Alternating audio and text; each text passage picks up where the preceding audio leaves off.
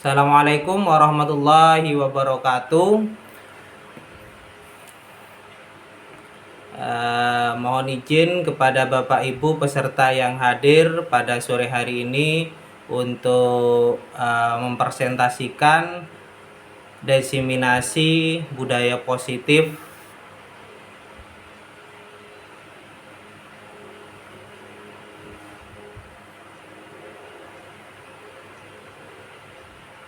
Mohon izin share screen ya Bapak Ibu ya.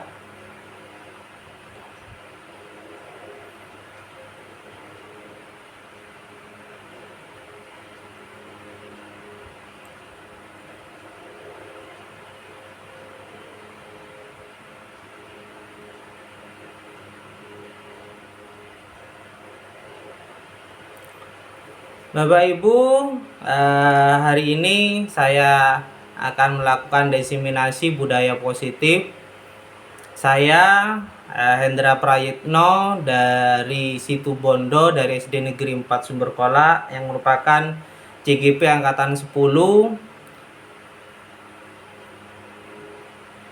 Ini ada beberapa pertanyaan pemantik untuk Bapak Ibu. Yang pertama, kira-kira Bapak Ibu setuju atau tidak? Silakan nanti bisa diketikkan di kolom komentar. Untuk yang pertama dulu, hukuman dapat mendisiplinkan anak. Silakan Bapak Ibu bisa ketikkan di kolom komentar Bapak Ibu. Untuk yang nomor 1,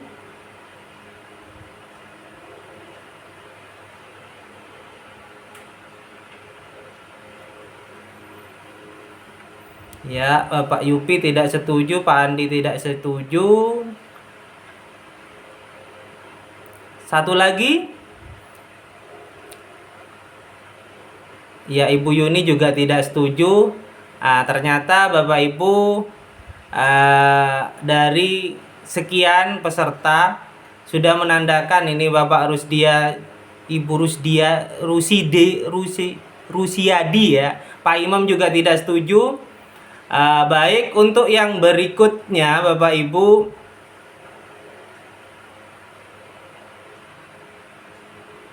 pertanyaan yang kedua, pemberian hukuman dengan hal positif seperti membaca atau membersihkan halaman sekolah dapat meningkatkan disiplin anak.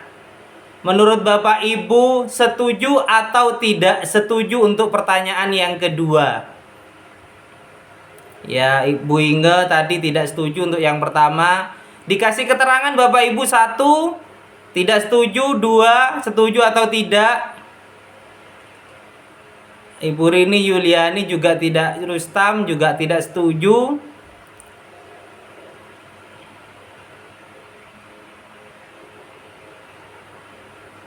Kemudian Bu Inge untuk yang kedua setuju, Bu Yuni setuju, Pak Imam setuju.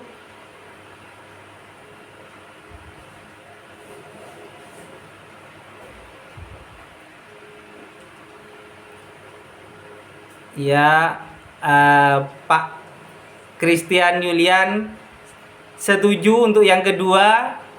Baik, Bapak Ibu, untuk yang ketiga, memberi penghargaan dapat meningkatkan motivasi belajar anak. Bapak Ibu, menurut Bapak Ibu setuju atau tidak?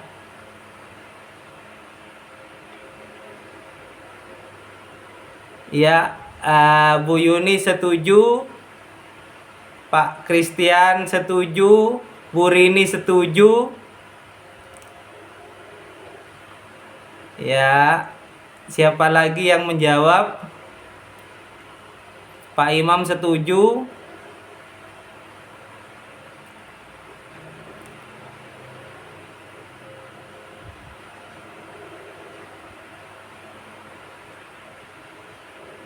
Pak Yupi tidak setuju. Ya, Bapak Ibu, terima kasih atas masukan, atas jawaban dari pertanyaan pemantik yang saya berikan. Nah, Bapak Ibu, ini hanya pertanyaan pemantik saja. Nanti bagaimana penilaian Bapak Ibu terkait pertanyaan pemantik yang saya berikan. Mungkin Bapak Ibu apakah tetap berpedoman pada jawaban Bapak Ibu sekarang, atau nanti mungkin malah akan berubah setelah saya memberikan penjelasan, setelah saya memberikan diseminasi budaya positif ini. Nah, Bapak Ibu, di sini ada sebuah perubahan paradigma di mana ada sebuah kegiatan kepalan tangan. Ada salah satu Bapak Ibu nanti yang saya minta tolong berperan antara si A dan si B. Mohon nanti bantuannya dua peserta untuk berperan bermain bersama di dalam perubahan paradigma. Bapak Ibu nanti silakan salah satu sobeklah secari sekertas kecil, tulis benda atau sesuatu apapun yang sangat berharga menurut Bapak Ibu, letakkan di salah satu tangan Bapak Ibu semuanya nanti, dan genggam benda atau sesuatu yang ada di Bapak Ibu tadi. Buatlah sebuah kepalan, kemudian itu yang menjadi si A, kemudian si B nanti akan mencoba dengan sekuat tenaga bagaimana caranya, sebagaimanapun caranya, nanti berbagai cara untuk meminta agar si A memberi atau membuka dengan cara entah itu membujuk, mengancam, mengadik dan lain sebagainya. Jadi mohon kiranya yang bersedia silakan raise hand. Ya, Bapak Andi. Siapa lagi? Satu lagi.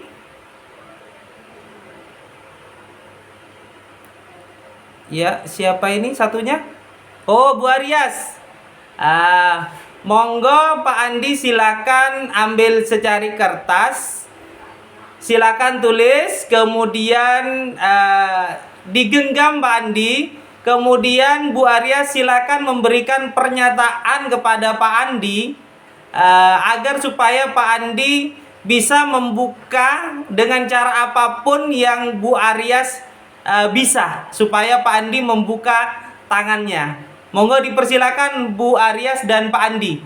Bu Aryas silakan bagaimana caranya Bu Aryas untuk bisa Pak Andi membuka genggaman tangannya. Monggo Bu Aryas.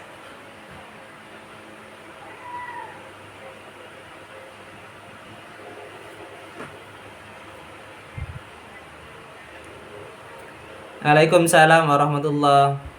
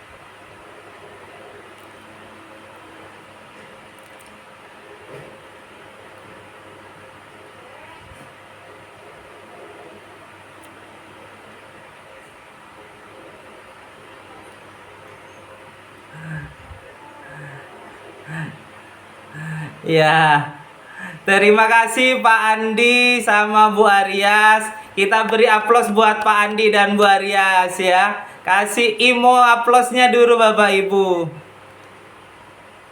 Ya, terima kasih buat Pak Andi dan Bu Aryas. Bapak Ibu, barusan mohon untuk mic Bu Aryas. Terima kasih. Bapak Ibu, barusan kita sudah menyaksikan bahwasanya barusan peserta dari Pak Andi dan Bu Aryas telah mempraktekkan dengan segala daya dan upaya. Bu Aryas telah membujuk, baik itu mulai dari hal yang halus ya, merayu, kemudian baik mengancam, menghardik, bahkan ingin melaporkan ke polisi, bahkan ingin melaporkan kepada Ibu PP, tapi bahkan yang terakhir ingin memberikan hadiah. Tapi Pak Andi tetap saja tidak bergeming sedikit pun. Itu artinya motivasi yang ada pada Pak Andi halnya tidak bergeming sedikit pun, artinya semua kontrol itu ada pada Pak Andi, tidak ada pada orang lain. Mohon Pak Andi, kira-kira yang dituliskan Pak Andi itu apa, Pak Andi?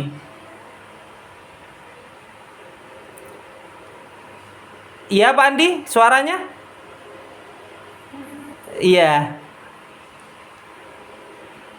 Oh, alhamdulillah. Jadi anak merupakan yang berharga yang mungkin tidak bisa diberikan kepada yang lain oleh Pak Andi. Terima kasih Pak Andi atas bantuannya, telah menjadi bagian dari kami. Baik, saya melanjutkan presentasi saya. Perubahan paradigma, kita sendiri yang memegang kontrol atas kepalan tangan kita. Apakah kita membuka atau menutup kepalan tangan kita, itu bergantung pada diri kita masing-masing, sesuai dengan kebutuhan dasar saat itu. Karena Pak Andi merasa keluarga adalah hal yang mungkin tidak bisa diberikan kepada orang lain, sehingga Pak Andi dengan segala daya upaya dari Ibu Aryas ingin mengambil daripada genggaman tangan Pak Andi. Pak Andi tidak sedikit pun bergeming. Perubahan paradigma, teori kontrol atau teori pilihan itu Bapak Ibu, ilusi guru mengontrol murid. Ilusi bahwa kritik dan membuat orang merasa bersalah dapat menguatkan karakter. Bersalah dapat menguatkan karakter. Ilusi bahwa semua penguatan positif, efektif, dan bermanfaat. Ilusi bahwa orang dewasa memiliki hak untuk memaksa. Jadi semua ini adalah ilusi Bapak Ibu. Jadi kita mengontrol murid itu adalah ilusi. Kemudian Bapak Ibu juga mengkritik orang yang merasa bersalah, itu juga merupakan sebuah ilusi. Juga menguatkan positif, efektif, yang bermanfaat juga ilusi. Bahwa orang dewasa memiliki hak untuk memaksa, itu juga sebuah ilusi. Nah, perubahan paradigma stimulus respon, teori kontrol itu stimulus responnya seperti ini Bapak Ibu.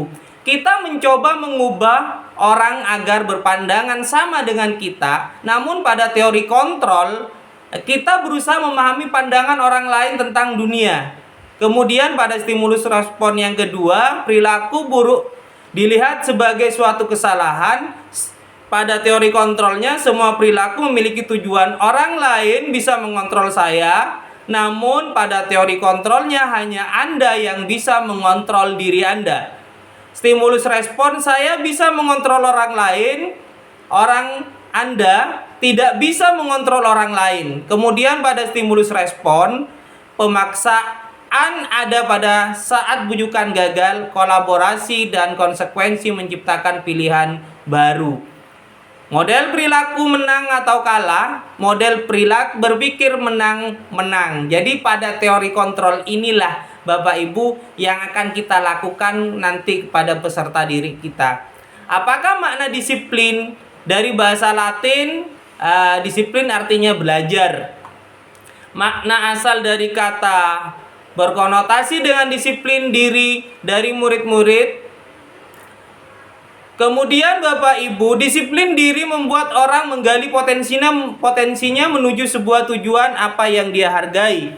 Namun dalam budaya kita, makna kata disiplin telah berubah menjadi sesuatu yang dilakukan seseorang pada orang lain untuk mendapatkan kepatuhan. Kecenderungan umum adalah menggabungkan kata disiplin dengan ketidaknyamanan, bukan dengan apa yang kita hargai atau pencapaian suatu tujuan. Nilai-nilai kebajikan universal. Nilai-nilai kebajikan universal adalah sifat-sifat manusia, sifat-sifat positif manusia yang merupakan tujuan mulia yang ingin dicapai setiap individu. Nilai-nilai tersebut bersifat universal dan lintas bahasa, suku, bangsa, agama maupun latar belakang. Setiap perilaku atau perbuatan memiliki suatu tujuan itu menurut Dr. William Glasser ya. Dr. William Glasser pada teori kontrol pada tahun 1984 dengan mengaitkan nilai-nilai kebajikan yang diyakini seorang maka motivasi intrinsiknya akan terbangun sehingga menggerakkan potensi motivasi dari dalam untuk dapat mencapai tujuan mulia yang diinginkan. Dian Gosen. Nilai-nilai kebajikan ingin dicapai di setiap anak Indonesia kita kenal dengan P5 yang sekarang lagi digadang-gadang pada kurikulum Merdeka, yaitu beriman bertakwa kepada Tuhan Yang Maha Esa dan berakhlak mulia, kemudian mandiri, bernalar kritis, kebinekaan global, bergotong royong, dan kreatif. Kemudian teori motivasi perilaku manusia. Nah, ini Bapak Ibu, motivasi eksternal yang pertama untuk menghindari ketidaknyamanan tadi. Untuk menghindari ketidaknyamanan atau hukuman, apa yang akan terjadi apabila saya tidak melakukannya? Ini merupakan motivasi eksternal Bapak Ibu. Jadi dari luar. Kemudian untuk mendapatkan imbalan dari orang lain atau institusi, apa yang akan saya dapatkan apabila saya melakukannya? Ini juga sama halnya Bapak Ibu mendapatkan hadiah. Itu adalah motivasi eksternal.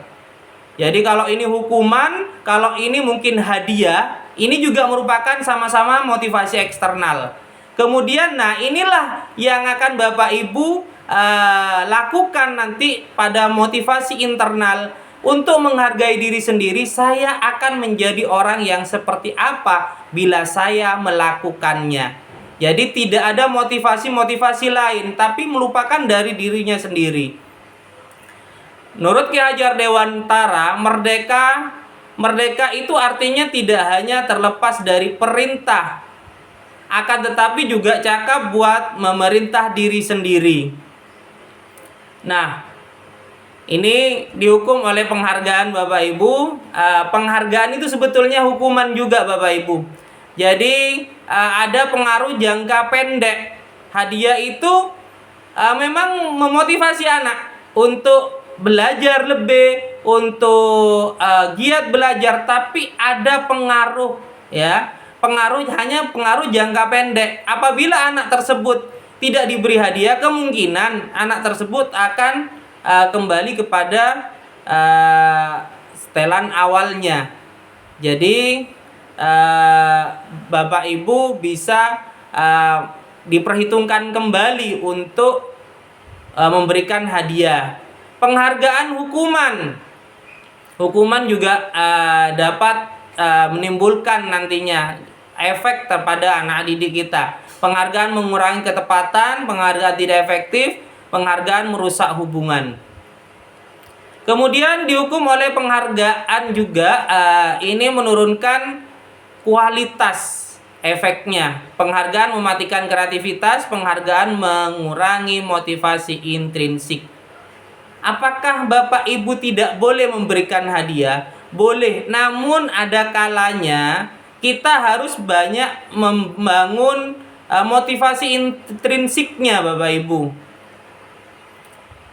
Bentuk program kebajikan apresiasi. Dalam memberikan apresiasi perlu diingat beberapa hal. Beri pengakuan secara khusus, beri pengakuan secara pribadi, beri pengakuan kepada semua murid, kemudian beri pengakuan secara konsisten, fokus pada prosesnya. Ini merupakan contoh pengakuan atau apresiasi Bapak Ibu. Misalkan kemarin saya perhatikan, nilai kebajikannya ini, rasa empatimu besar sekali. Situasinya Bapak Ibu pada saat menolong murid baru di kelas kita. Jadi kemarin saya perhatikan rasa empatimu besar sekali pada saat menolong murid baru di kelas kita. Nah, ini merupakan bentuk apresiasi. Saya menghargai kepedulianmu pada saat kamu membantu teman-temanmu di tugas kelompok. Ini juga merupakan bentuk apresiasi. Terima kasih untuk rasa tanggung jawabmu pada saat kamu memungut kertas-kertas yang berserakan di lantai. Ini memotivasi intrinsik daripada peserta didik kita. Nah, ini Bapak Ibu guru hebat. Ini ada beberapa tindakan guru. Kira-kira untuk poin 1, 2, 3, 4, 5, 6, 7 Bapak Ibu, silakan tuliskan di kolom komentar. 1, apakah ini termasuk hukuman? 2 atau konsekuensi? 2 hukuman atau konsekuensi? Silakan tulis di kolom komentar Bapak Ibu. Sesuaikan dengan nomor urut 1, 2, 3, 4, 5, 6, 7.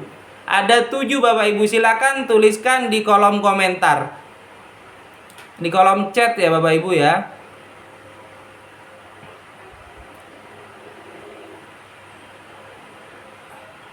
Ya Pak Yupi nomor 1 hukuman. Bu Khairilina nomor 1 hukuman. Bu Khairolina ya. Bu Devi Fauzia 1 hukuman. 2 hukuman. Pak Yupi. Bu Yuni 1 hukuman. Bu Arisa Fitri 1 hukuman. Bu Rusdia Fidah dikasih nomor ya Bapak Ibu ya. Pak Andi nomor 2 hukuman. Pak Yupi nomor 3 hukuman. Bu Rusdia nomor 1 hukuman.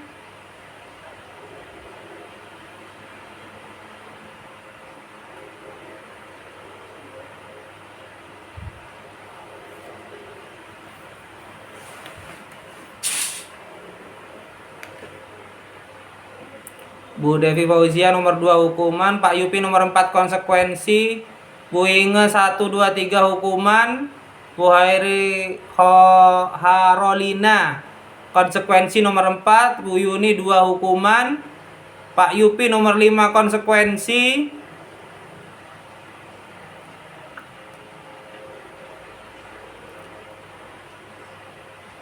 Bu Sri Hawani nomor 2 hukuman. Pak Yupi nomor 6 hukuman. Bu Lesmawati 2 hukuman. Bu Sri Hawani nomor 5 konsekuensi. Bu Korina. Bu Rela nomor 1 hukuman. Pak Yupi nomor 7 hukuman. Nah Bapak Ibu terima kasih atas jawabannya di kolom chat. Baik, kita bahas bersama terkait antara hukuman dan konsekuensi. Bagaimana pemahaman kita bersama untuk nomor 1 Bapak Ibu mencatat 100 kali di dalam buku kalimat saya tidak akan terlambat lagi karena terlambat ke sekolah itu merupakan hukuman Bapak Ibu. Lari mengelilingi lapangan basket dengan tanda kutip karena terlambat hadir ke sekolah itu merupakan hukuman juga. Kemudian murid diminta untuk push up 15 kali karena tidak menggunakan masker itu juga merupakan hukuman. Menggantikan kertas tugas teman itu merupakan konsekuensi yang telah dicoret-coret oleh peserta didik kita. Membersihkan tumpahan air di meja tulis karena tersenggol pada saat belajar merupakan konsekuensi. Murid disuruh tidak mengenakan sepatu seharian itu hukuman. Namun yang perlu kita garis bawahi di sini antara lari poin 2 dengan lari poin ke-7 karena di sini merupakan PJOK. Bapak Ibu lari mengelilingi lapangan basket 2 kali karena terlambat 10 menit untuk pembelajaran. Karena biasanya untuk pembelajaran PJOK lari merupakan warming up atau pemanasan. Jadi yang lainnya sudah lari, mungkin karena ini belum lari terlambat. Ini merupakan konsekuensi daripada anak yang terlambat pada saat pembelajaran PJOK. Jadi terima kasih Bapak Ibu. Baik, ini perbedaan hukuman dengan konsekuensi. Hukuman sesuatu yang menyakitkan harus terjadi. Konsekuensi sesuatu harus terjadi Kemudian hukuman membuat anak sakit, membuat anak merasa tidak nyaman dalam jangka waktu pendek. Ini untuk konsekuensi. Anak membenci kedisiplinan, anak menghargai disiplin. Ini untuk konsekuensi. Paksaan, stimulus, tanggapan untuk konsekuensi. Kalau hukuman mendorong anak menyakiti diri sendiri, mendorong anak agar mudah menyesuaikan diri. Konsep diri yang buruk, konsep diri yang baik. Jadi kebalikannya untuk konsekuensi. Anak belajar untuk menyembunyikan kesalahan, anak belajar untuk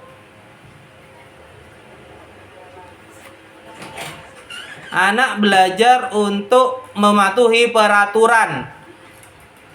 Hukuman, marah, rasa bersalah, dipermalukan, merasa tak dihargai, kehilangan hak, dibuat tidak nyaman, diasingkan untuk sementara. Jadi ini merupakan disadur dari resolution Diana Goosen, Bapak Ibu. Kemudian beralih pada restitusi, teori restitusi, Bapak Ibu. Restitusi adalah sebuah proses menciptakan kondisi bagi murid untuk memperbaiki kesalahan mereka sehingga mereka bisa kembali pada kelompok mereka dengan karakter yang lebih kuat. Restitusi juga merupakan proses kolaboratif yang mengajarkan murid untuk mencari solusi untuk masalah mereka dan membantu murid berpikir tentang orang seperti apa yang mereka ingin menjadi tujuan mulia dan bagaimana mereka harus memperlakukan orang lain.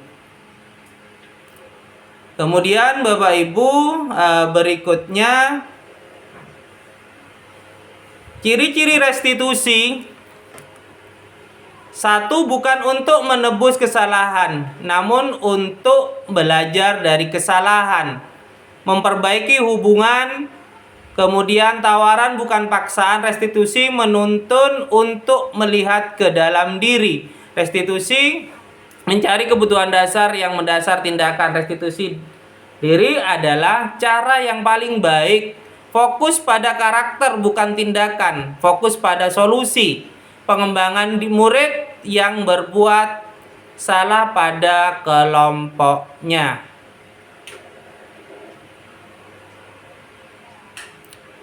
Nah, Bapak Ibu, mengapa tidak peraturan saja? Mengapa harus keyakinan kelas? Sebetulnya dulu kita mengenal dengan peraturan kelas. Mengapa kita memiliki peraturan harus menggunakan helm bila mengendarai kendaraan roda 2? Mungkin jawabannya adalah keselamatan. Ini yang memunculkan adalah intrinsik. Apabila Bapak Ibu karena takut kepada polisi, maka itu adalah memunculkan jawaban ekstrinsiknya. Jadi dari luar.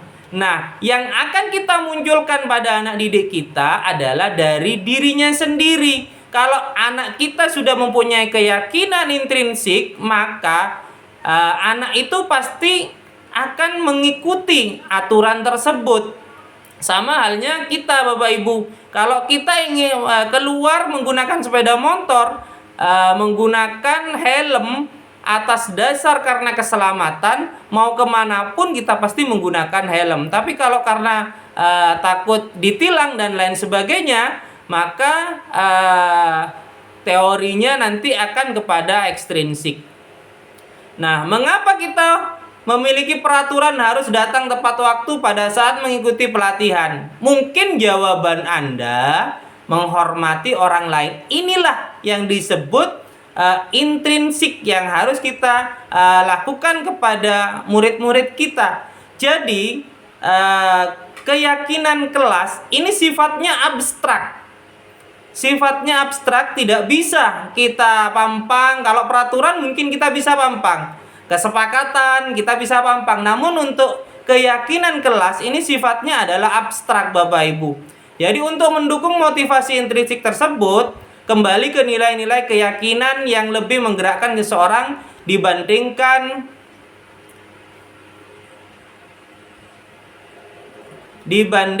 mengikuti serangkaian peraturan.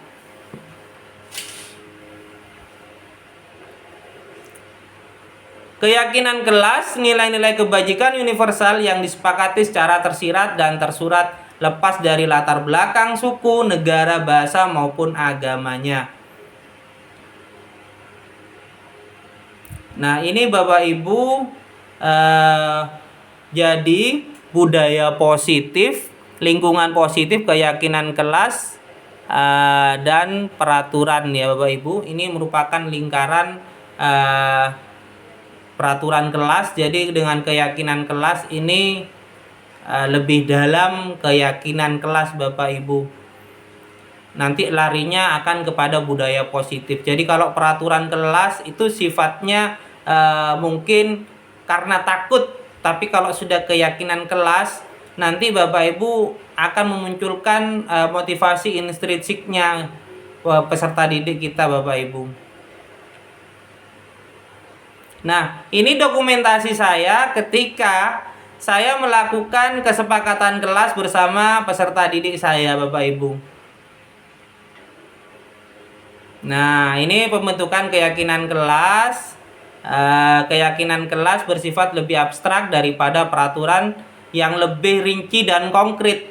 Jadi kalau aturan itu bersifatnya rinci, tapi kalau keyakinan itu sifatnya abstrak dari dirinya. Keyakinan kelas berupa pernyataan-pernyataan universal. Pernyataan keyakinan kelas jadi universal itu bersifat umum Bapak Ibu.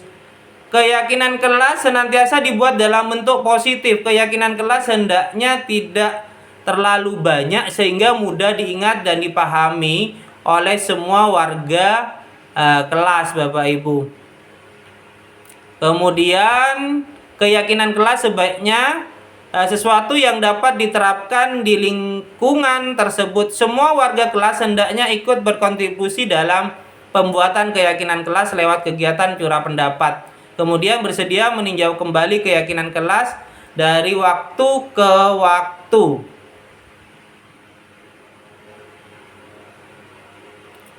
Nah, ini kira-kira Bapak Ibu untuk peraturan kelas. Nah, keyakinan kelasnya seperti ini Bapak Ibu.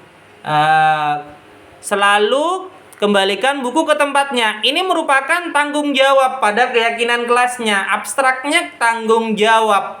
Nilai-nilai tanggung jawab yang harus dilakukan. Kemudian dilarang mengganggu orang lain. Nilai-nilai keyakinan kelasnya menghormati orang lain. Kemudian hadir di sekolah 15 menit sebelum pembelajaran dimulai, menghormati orang lain dan berkomitmen. Dilarang melakukan kekerasan, keselamatan, menghormati orang lain. Ini nilai-nilai keyakinan kelas. Kemudian dilarang menggunakan narkoba, keyakinan kelasnya adalah kesehatan. Kemudian bergantian atau menunggu giliran, nilai-nilai keyakinan kelasnya menghormati orang lain dan bersabar. Kemudian menggunakan masker, kesehatan dan keselamatan. Jangan berlari di kelas atau koridor, itu adalah keselamatan dan keamanan. Itu adalah keyakinan kelas antara peraturan dan keyakinan kelas Bapak Ibu. Kemudian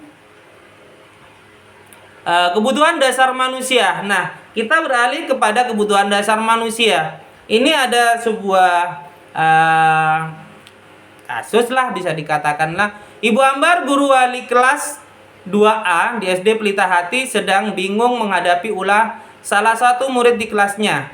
Doni, beberapa anak di kelas 2A telah datang padanya dan mengeluhkan Doni yang sering meminta bekal makan siang mereka dengan paksa. Jika Anda menghadapi situasi seperti Ibu Ambar, apa yang akan Anda lakukan menurut Anda? Kira-kira apa alasan Doni melakukan hal itu? Dalam kasus di atas, apabila Doni menjawab melakukan karena iseng Bapak Ibu, bukan karena entah lapar, katakanlah mungkin karena iseng, dan menikmati ekspresi wajah teman-temannya yang kesal karena diambil makanannya dan menurut dia ekspresi teman-temannya lucu, maka si Doni ini sedang berusaha memenuhi kebutuhan dasar kesenangan Bapak Ibu. Jadi di sini kalau karena lapar mungkin karena dia butuh, di sini Bapak Ibu. Nanti ada 5 kebutuhan dasar Bapak Ibu. Ini salah satunya.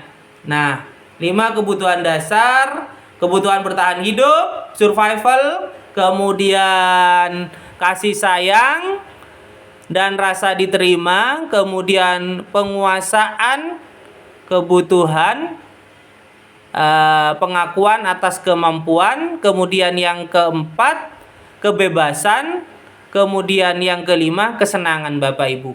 Jadi dalam kasus Doni tadi, ya Ibu Ani, monggo Bu Ani. Bu Ani, monggo ada yang ingin disampaikan?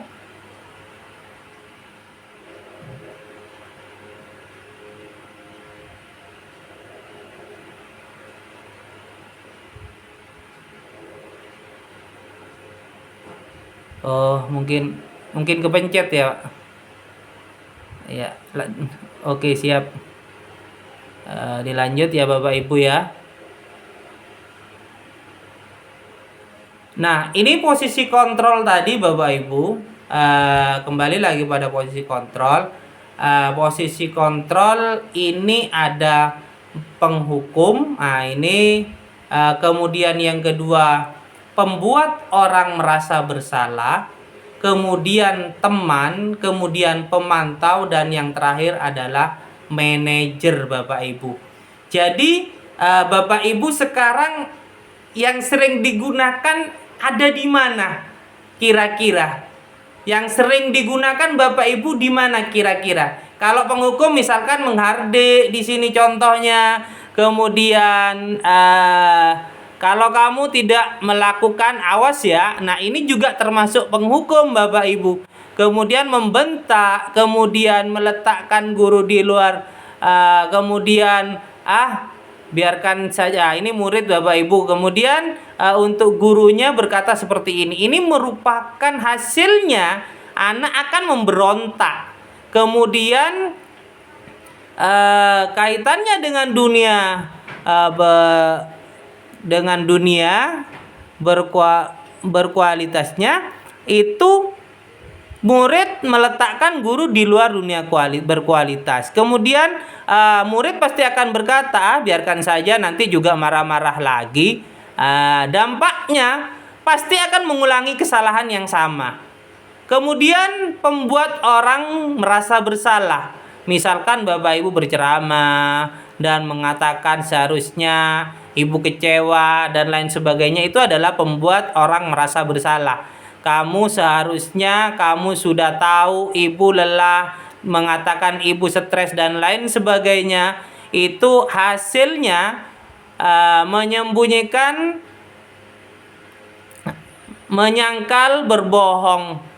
Murid meletakkan guru di dalam dunia berkualitas. Kemudian pasti murid akan berkata, maafkan saya, merasa rendah diri. Nah, apabila Ibu ada di posisi teman, nah ini juga identitas gagal, ini identitas berhasil, namun ini masih dikontrolnya dari luar. Jadi Bapak Ibu kalau masih teman, mungkin Bapak Ibu membuatkan alasan-alasan untuk muridnya.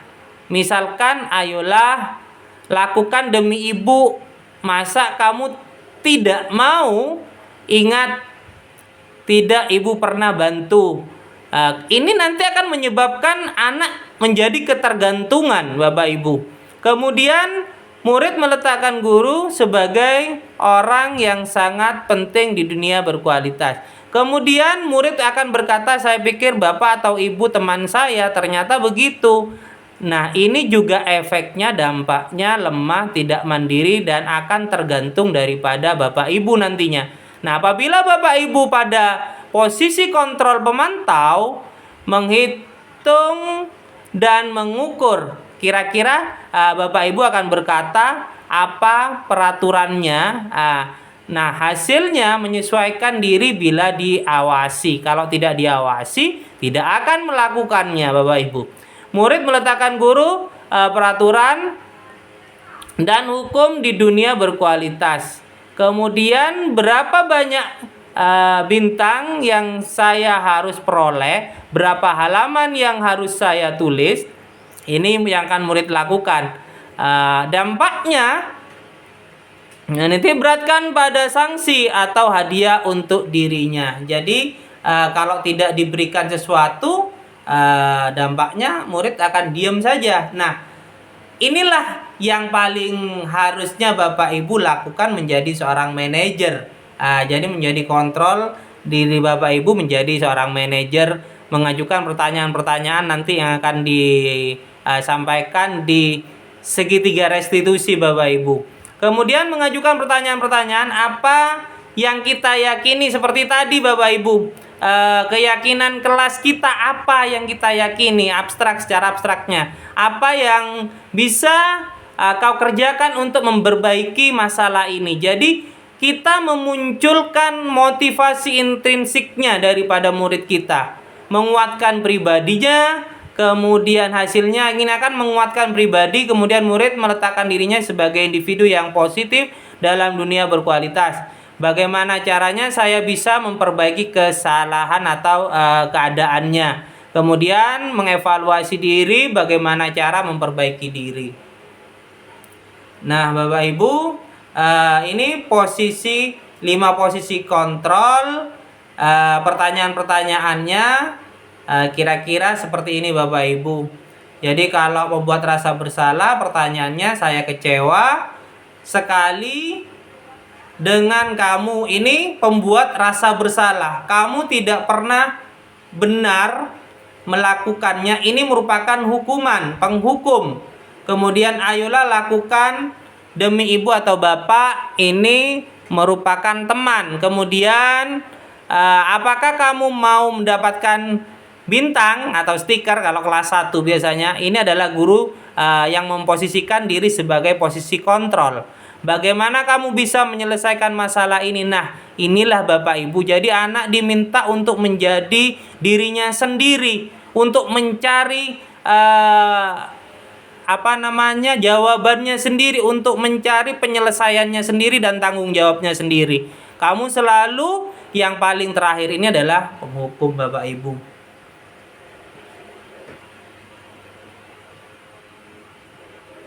Nah, ini Bapak Ibu segitiga restitusi. Yang pertama yaitu memvalidasi. Yang pertama menstabilkan identitas dulu dari dasar Bapak Ibu. Jadi kita menstabilkan identitasnya. Misalkan Bapak Ibu, dengan setiap orang pasti pernah melakukan kesalahan. Kamu bukan satu-satunya yang pernah melakukan ini, misalkan kepada murid kita. Jadi ini menstabilkan identitas. Ketika anak kita sedang melakukan sesuatu yang salah, Bapak Ibu stabilkan dulu identitasnya. Kemudian setelah itu baru Bapak Ibu memvalidasi tindakan yang salah Bapak Ibu. Bagaimana validasi tindakan yang salah? Misalkan Bapak Ibu, adakah cara yang lebih efektif untuk mendapatkan apa yang kamu butuhkan? Kemudian kamu tentu punya alasan mengapa melakukan hal itu. Ini adalah salah satu cara kita memvalidasi tindakan yang salah. Kemudian menanyakan keyakinan kepada peserta didik kita. Keyakinan kelas apa yang telah kita sepakati, seperti halnya nilai-nilai tadi yang sudah saya sampaikan di awal, yaitu nilai-nilai keyakinan kelas atau kesepakatan kelas. Kemudian kamu ingin menjadi orang yang seperti apa. Nah, ini merupakan segitiga restitusi Bapak Ibu. Kemudian Bapak Ibu, lanjut kita bagaimana, mohon maaf ini ada menstabilkan identitas Bapak Ibu. Bagaimana kita menstabilkan identitas untuk mendapatkan anak yang merasa gagal karena berbuat salah menjadi posisi terhadap dirinya. Bapak Ibu guru bisa berkata seperti ini: berbuat salah itu hal yang manusiawi, tidak ada manusia yang sempurna. ibu atau bapak juga pernah berbuat salah. Kita pasti menyelesaikan permasalahan ini. Bapak ibu tertarik untuk mencari tahu, tidak tertarik untuk mencari tahu siapa yang benar, siapa yang salah, siapa yang ada di posisi yang benar atau yang salah. Lebih tertarik pada penyelesaian masalah, Bapak Ibu. Kemudian kalau kamu menyalahkan dirimu sendiri terus-menerus, apakah kamu bersikap baik pada dirimu sendiri? Nah, inilah Bapak Ibu bisa menstabilkan identitasnya dulu. Jadi diberikan cara menstabilkan dulu. Kemudian yang kedua, setelah kita menstabilkan identitasnya, Bapak Ibu bisa memvalidasi tindakan.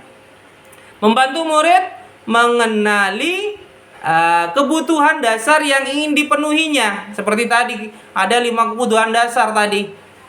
Yang ingin dipenuhinya ketika melakukan kesalahan itu. Pada dasarnya, setiap tindakan manusia tujuannya adalah memenuhi kebutuhannya, apakah itu power, freedom, love and belonging, kemudian dan kebutuhan survivalnya. Kemudian Bapak Ibu, bagaimana caranya? Mungkin bisa seperti ini Bapak Ibu. Kamu bisa saja kan melakukan hal yang lebih buruk, tapi kamu tidak melakukannya kan? Nah, ini salah satu pertanyaan memvalidasi tindakan yang salah. Kamu pasti punya alasan mengapa melakukannya, apa yang penting bagi kamu. Nah, nanti putra-putri kita, murid kita pasti akan menyampaikan alasan-alasannya kenapa, kemudian tindakannya, kebutuhannya apa. Kita memvalidasi kebutuhannya apa.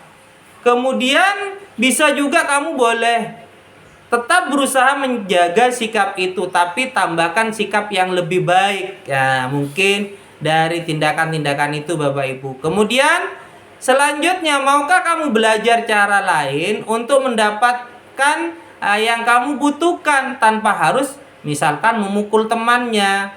Kemudian apakah kamu bisa melakukan dengan hal yang baik untuk berikutnya. Nah, baik Bapak Ibu, selanjutnya tahap yang ketiga adalah menanyakan keyakinan. Nah, ketika kita menanyakan keyakinan, Bapak Ibu, anak-anak melihat kesalahannya dihubungkan dengan norma sosial dan nilai-nilai yang mendasari manusia berinteraksi dengan orang lain. Bagaimana? Guru berkata apa? Nilai yang kita percaya di kelas atau sekolah kita, nilai-nilai universal apa yang telah kita sepakati Bapak Ibu. Kemudian kelas yang ideal itu seperti apa sih? Nah, kemudian kamu ingin jadi anak seperti apa? Nah, jadi ini merupakan menanyakan keyakinan kelas. Apakah apa yang kamu rasakan ketika kamu melakukan itu? Kamu menjadi orang yang seperti apa? Jadi ini kita menanyakan keyakinan-keyakinan. Jadi Bapak Ibu bisa menanyakan kepada putra-putrinya untuk meyakinkan sehingga mereka bisa melakukan tanggung jawabnya dan menyadari semua yang dilakukannya untuk memperbaiki daripada kesalahan-kesalahannya, yaitu menanyakan keyakinannya Bapak Ibu. Selanjutnya, nah ini Bapak Ibu yang sudah saya lakukan dalam melaksanakan segitiga restitusi sebagai manajer, mulai dari menstabilkan identitas, kemudian memvalidasi tindakan yang salah. Bisa nanti kalau Bapak Ibu bisa berkunjung di YouTube, di situ sudah ada di sini. Ini hanya dokumentasinya saja. Kemudian menanyakan keyakinan Bapak Ibu. Jadi ini salah satu praktek untuk melakukan segitiga restitusi. Ini juga salah satunya juga pada siswa yang terlambat, saya tanyakan keyakinannya, kemudian identitasnya dulu, kemudian stabilkan identitas, kemudian memvalidasi tindakan, kemudian baru menanyakan keyakinannya Bapak Ibu. Selanjutnya ini pada refleksi Bapak Ibu, nanti refleksi ini Bapak Ibu silahkan disampaikan, tolong bisa nanti ada di link Google Form. Bapak Ibu nanti ketika mengisi Google Form, di situ ada nama. Ketika mengisi Google Form ada nama, kemudian ada instansi, kemudian ada refleksi 3 ini. Bapak Ibu silakan Bapak Ibu sampaikan di situ. Dan untuk sertifikat Bapak Ibu nanti akan langsung masuk ke setiap Gmail, setiap email yang Bapak Ibu sampaikan di situ. Jadi sertifikat dalam beberapa menit akan langsung masuk kepada email Bapak Ibu. Silakan langsung dicek nanti di email Bapak Ibu semua ketika Bapak Ibu sudah melakukan presensi dan refleksi di Google Form yang saya kirim nanti di kolom chat. Ini yang dapat saya sampaikan Bapak Ibu. Nanti silakan saya kembalikan kepada moderator untuk sesi berikutnya, mungkin sesi tanya jawab. Dari saya cukup sekian. Billahi taufiq wal hidayah. Assalamualaikum warahmatullahi wabarakatuh.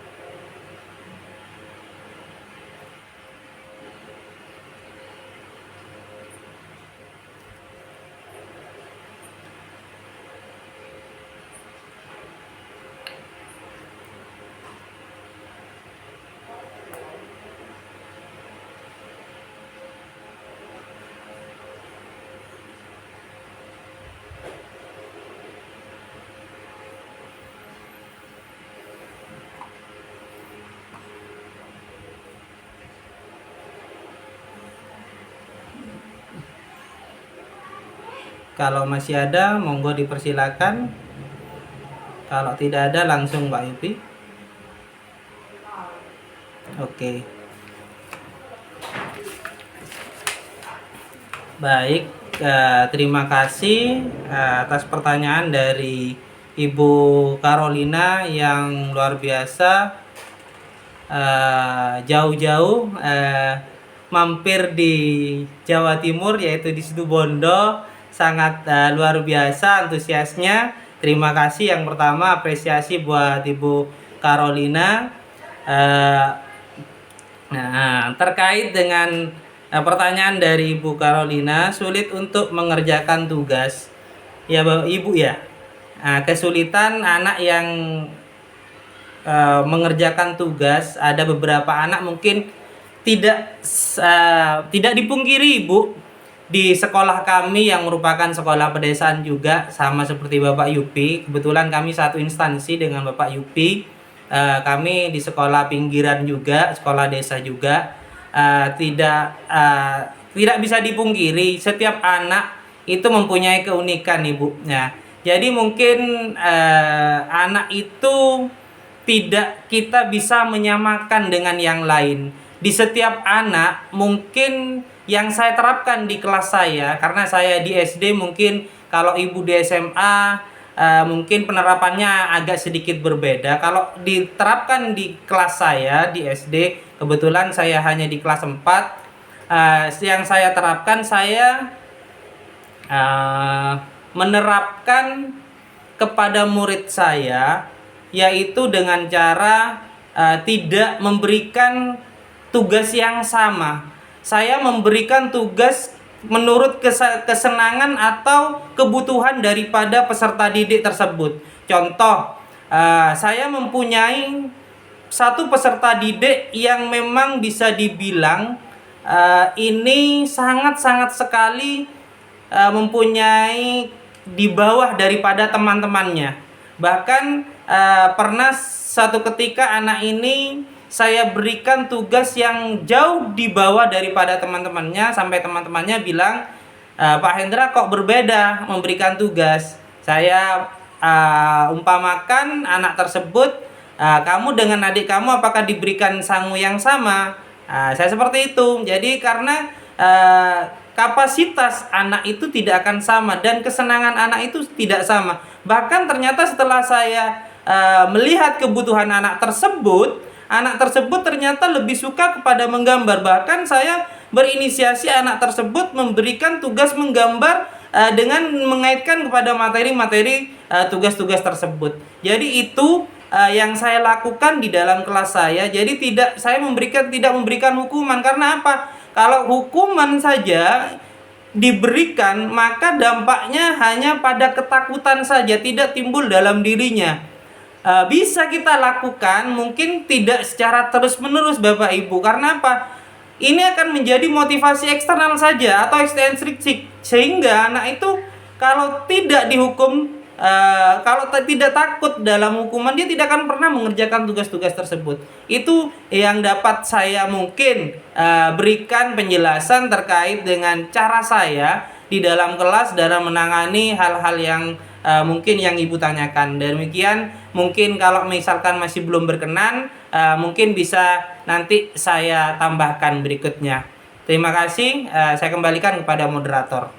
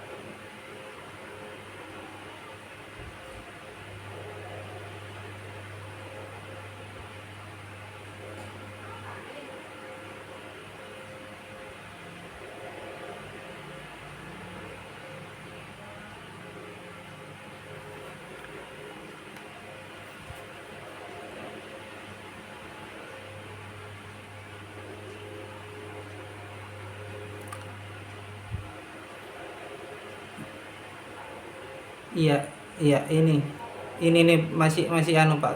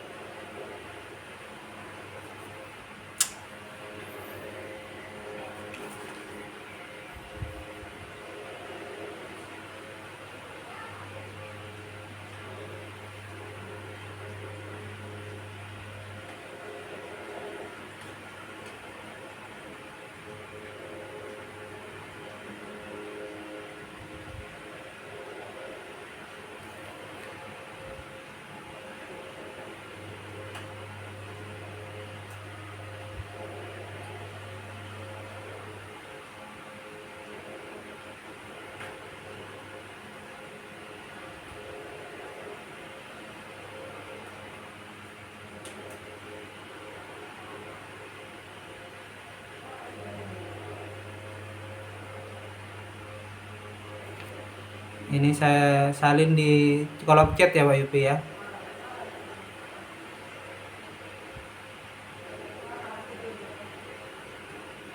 Silakan di situ langsung diisi, termasuk refleksinya Bapak Ibu.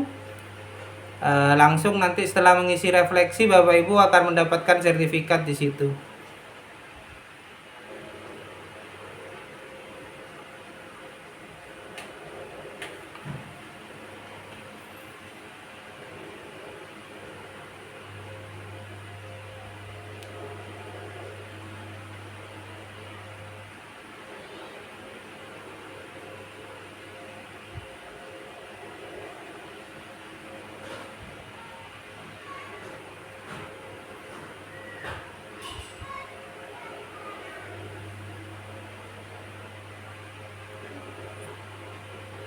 Ibu Ibu Sri Hawani mungkin tadi belum sempat. Bu Sri Rezeki masuk ya? Masuk.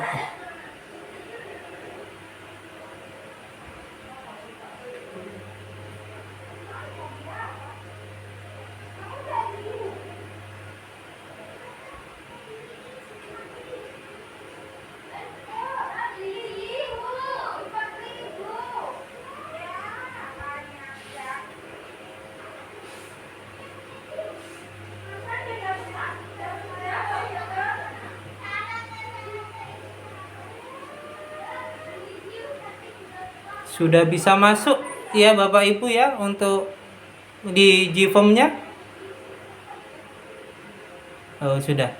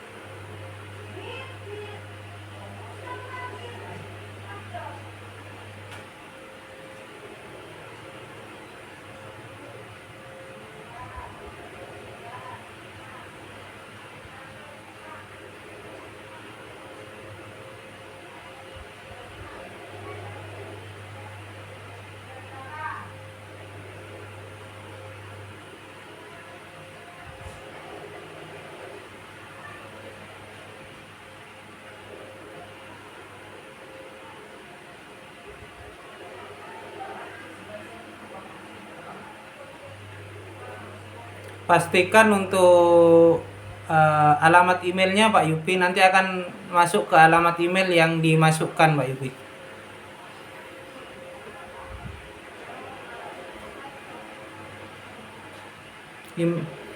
Email yang aktif ya.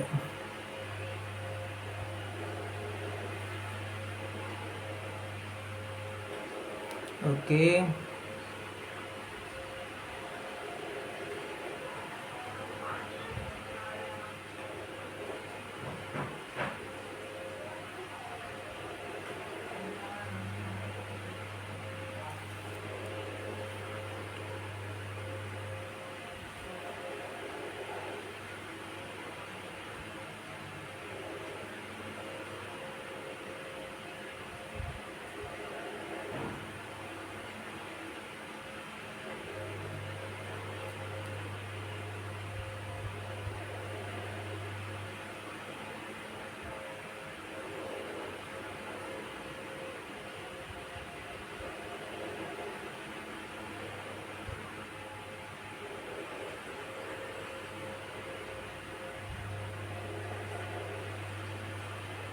Waalaikumsalam warahmatullahi wabarakatuh.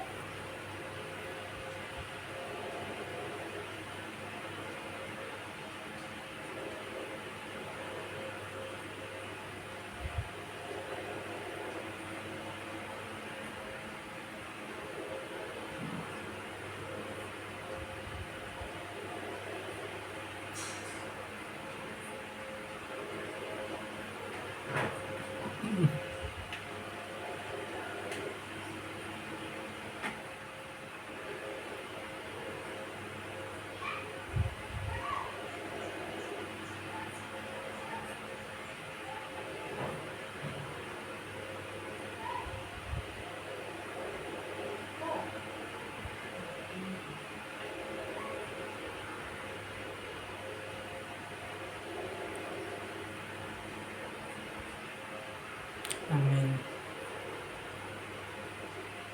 Ah, amin.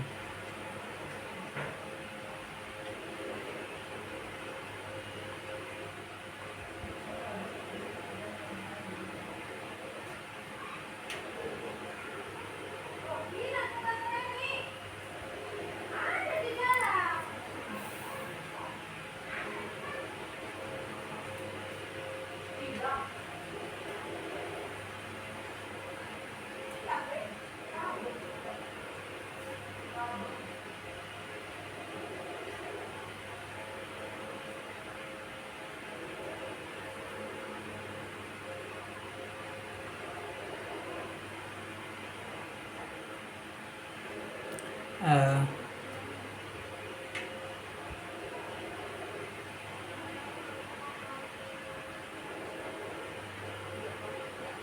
baik Bapak. Adam,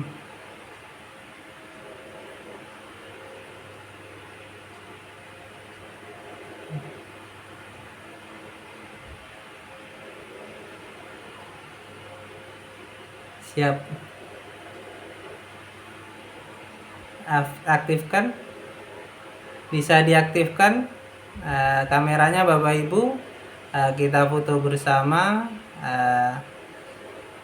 3, 2, senyum 1, 3, 2.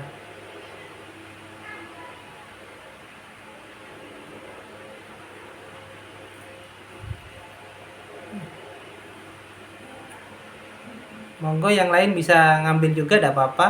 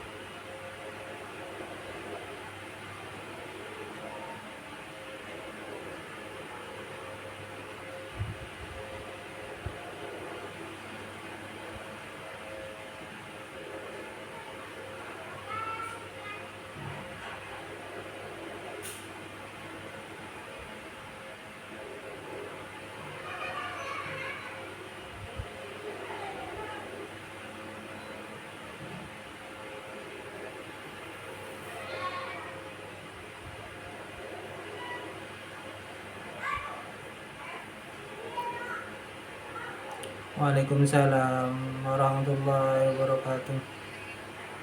Terima kasih semuanya atas kehadirannya.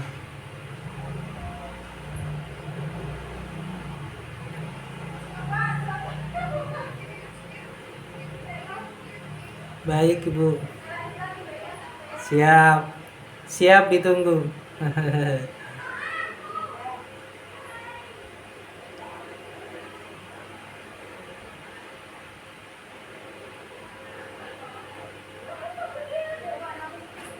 Monggo, monggo Bu. Monggo, monggo Bu.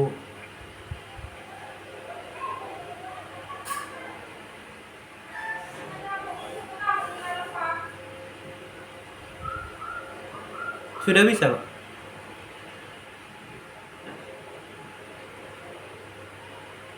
Alhamdulillah. Mulai tadi, Pak.